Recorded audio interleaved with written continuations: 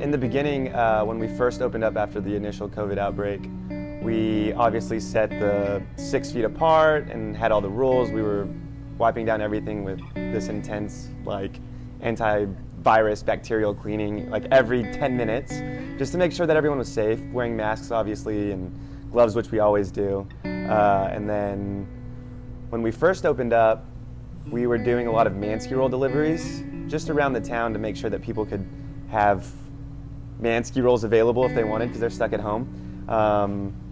And then people were still afraid to come out to the businesses at the beginning, so we really had to ramp up the Mansky rolls, and then doing curbside, which is still available now, ordering online. So it's really streamlined how people order and receive their food, which has really helped us and them, the customer. For downtown businesses in San Marcos, parking is always really hard, so we've lost out on a few customers there. But since COVID broke out, we have like these 2 signs for parking spots, 15-minute curbside pickup, which I think has helped businesses, and I think it's great. It's been a lot of help having my dad kind of in my ear when I need his help, because he'll guide me on which moves I should make and what things I should do. It's been a pretty smooth handoff, I'd say. Yeah, without compromising any of the qualities that we like to reassure our customers that we have. Yeah, I think it's the care that we put in everything that we do. My dad said this best in regards to the Mansky rolls. We don't make 1,000,000 Mansky rolls, we make 1 Mansky roll 1,000,000 times.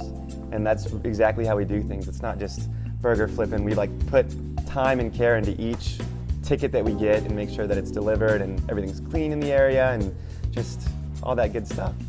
I think because we've been around for so long, we're a legacy brand, like you said, and there's been multiple generations that have, 4 generations even, that have sat down in this place, and it's been a spot for people to reminisce and remember the good times, I suppose. And I think it's important to keep that spot for people that want to come visit and remember the times that they had when they were here.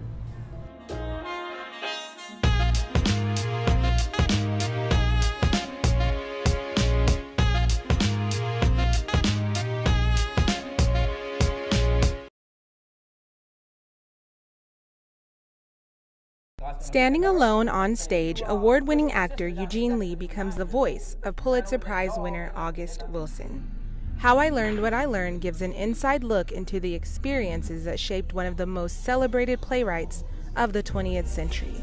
It's really nice to get this man's perspective of a survivor, so to speak. You know, this man dropped out of school when he was 15, and he lived to become a literary giant. He won 2 Pulitzer Prizes.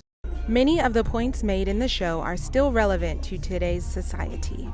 He chronicles all kinds of things that are like what I call common denominators, things that you'll recognize from your own life, like that very first girlfriend or your first boyfriend and that first kiss and your first job.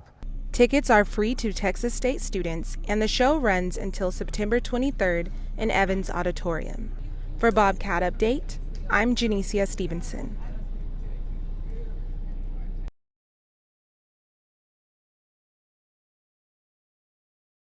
A native San Martian is celebrated every year for his musical contributions. Born in 1906, Eddie Durham was a jazz guitarist who toured for a while with the Count Basie Orchestra. To celebrate his life, the Calaboose Museum in San Marcos has an annual Jazz Fest. The event also serves as a fundraiser for the Hays County Food Bank.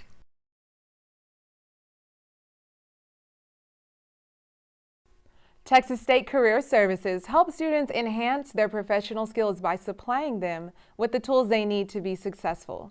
Upon graduation, some students may find it difficult to achieve their goals, so Career Services gives them an assist by hosting job fairs and a chance to network.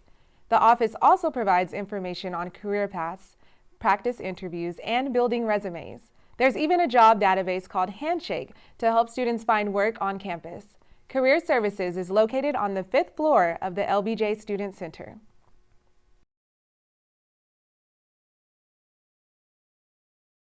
A bomb threat prompted quick notification to the campus community on Tuesday. Police responded after a stack of flyers was found which said bombs had been planted in 4 buildings at Texas State. The University Police Department searched the buildings, identified as Jowers, Theater, Chemistry, and Education. The sweep turned up nothing. Patrols continued throughout the day and into the evening.